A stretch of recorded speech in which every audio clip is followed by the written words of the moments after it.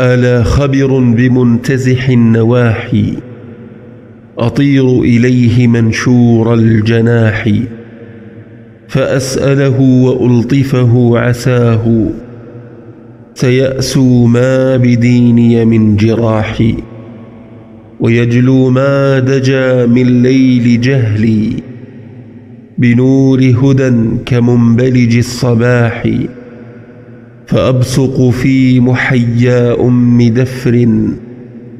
وأهجرها وأدفعها براحي، وأصحو من حمياها وأسلو عفافا عن جآذرها الملاح، وأصرف همتي بالكل عنها إلى دار السعادة والنجاح. أفي الستين أهجع في مقيلي،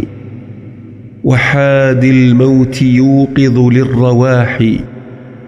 وقد نشر الزمان لواء شيبي، ليطويني ويسلبني وشاحي،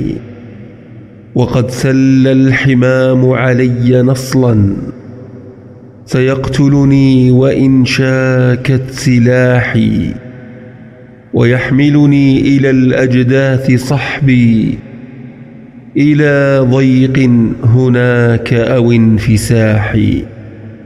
فأجزى الخير إن قدمت خيرا، وشرا إن جزيت على اجتراحي، وها أنا ذا على علمي بهذا، بطيء الشأو في سنن الصلاح، ولي شأو بميدان الخطايا، بعيد لا يبارى بالرياح، فلو أني نظرت بعين عقلي، إذا لقطعت دهري بالنياح، ولم أسحب ذيولي في التصابي،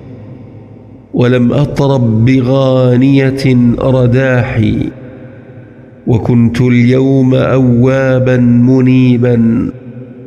لعلي أن تفوز غدا قداحي، إذا ما كنت مكبول الخطايا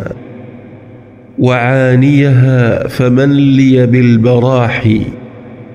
فهل من توبة منها نصوح، تطيرني وتأخذ لي سراحي، فيا لهفي إذا جمع البرايا،